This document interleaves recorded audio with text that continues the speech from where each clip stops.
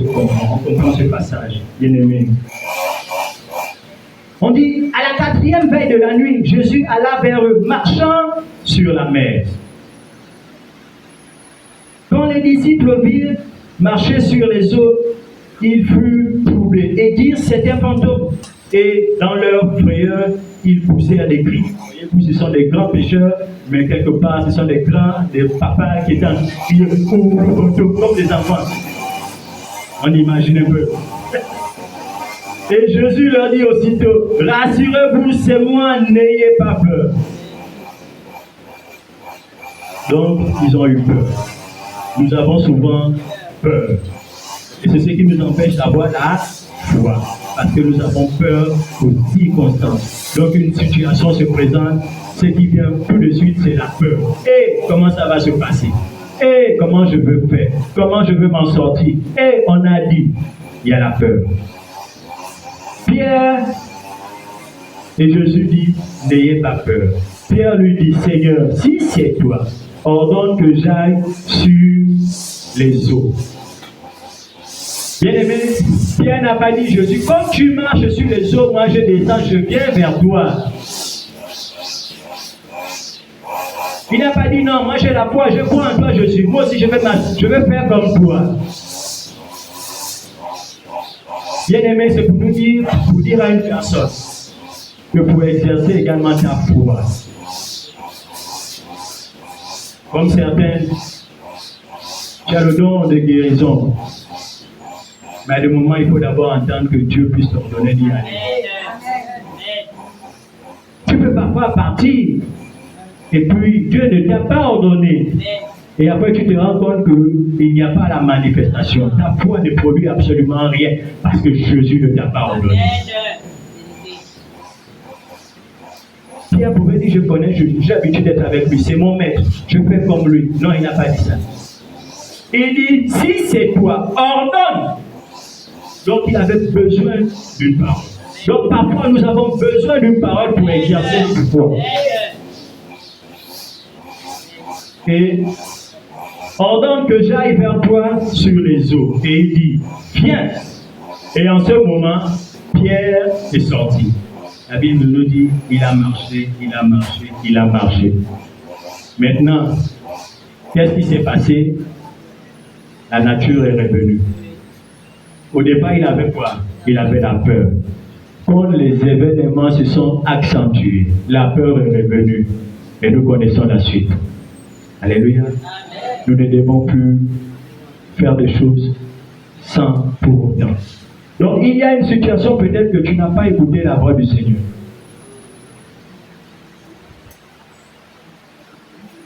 Tu as besoin d'entendre cette voix pour que cela se passe comme Dieu l'a résolu. Et nous le savons dans le livre de Romains, chapitre 10, le verset 17, ainsi la foi vient de ce qu'on entend, et ce qu'on entend vient de la parole de Dieu.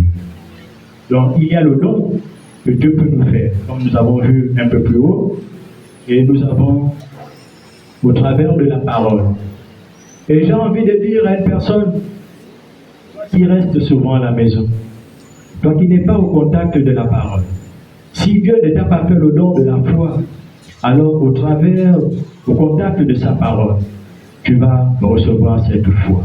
Et c'est pourquoi je prie que beaucoup puissent être fidèles au programme, fidèles à la méditation. C'est très, très, très important pour que nous ayons une foi ferme. La fermeté dans la foi dépendra de notre connaissance de la parole, de la connaissance de notre Père, de notre Dieu, de qui il est.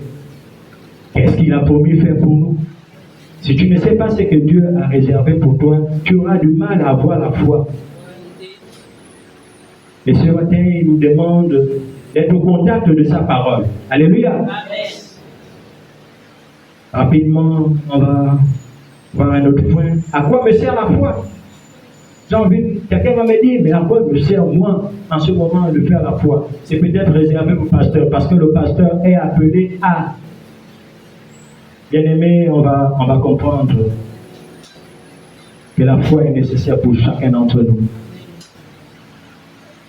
C'est tiré du livre de 1 Pierre chapitre 1, le verset 9. Bien aimé, tu peux nous lire rapidement? On va 1 Pierre chapitre 1, verset 9. C'est écrit dans 1 Pierre chapitre 1 au verset 9. On peut commencer au verset 8. À partir du verset 8. Lui qui vous a aimé sans l'avoir vu. Vous qui l'avez aimé plutôt sans l'avoir vu. Vous qui avez cru vous qui croyez plutôt sans le voir encore. Vous qui réjouissez d'une joie ineffable et glorieuse. Parce que vous obtiendrez le salut de vos âmes pour le prix de votre foi. Bien-aimé, pourquoi? À quoi me sert? C'est pour le salut de ton âme. La foi, déjà, c'est pour le salut de ton âme. Pour que ton âme n'aille pas en enfer, il faut avoir la foi. Foi en qui? En Jésus. Foi que Jésus est le maître. Il est le chemin, la vérité et la vie. Ça, c'est avoir la foi. C'est quoi? Comme on dit, on n'a jamais vu Jésus, mais nous devons croire. Nous devons faire confiance à la parole, à sa parole, pour dire que Jésus est quelque part à côté de son Père. Et ce qu'il a dit, qu'il y aura le temps de la fin, qu'il y aura le jugement. Nous devons croire en ces paroles. En ce moment, nous manifestons la foi. Et en ce moment, qu'est-ce qui se passe? Nous sauvons notre âme. Alléluia. Amen. Deuxième point, à quoi nous sert la foi? Maintenant, là, nous allons lire dans le livre de Hébreux, chapitre 11, le verset 6. Que je peux lire? Après, tu prendras l'autre verset. Or, sans la foi, il est impossible de lui être agréable. Car il faut que celui qui s'approche de Dieu croit que Dieu existe et qu'il est le rémunérateur de ceux qui le cherchent. Bien-aimé, si tu n'as pas de foi, la parole de Dieu dit tu n'es pas agréable à ce Dieu-là. Donc, pour être agréable, il te faut avoir la foi. Alléluia. Amen. Pour être agréable, dis à quelqu'un, pour être agréable, il faut avoir la foi. Pour être agréable à notre Dieu, il nous faut avoir la foi. Donc vous comprenez que si on dit ça comme ça, Jean dit, c'est une obligation de posséder la foi. On ne peut pas être enfant de Dieu sans avoir la foi. On ne peut pas être enfant de Dieu sans croire en Dieu. On ne peut pas être enfant de Dieu sans avoir confiance en Dieu. Dès que tu cesses d'avoir confiance en Dieu, tu n'es plus agréable à Dieu. Donc il dit, tout ce que tu vas demander là, tu auras du mal à avoir. Donc je fais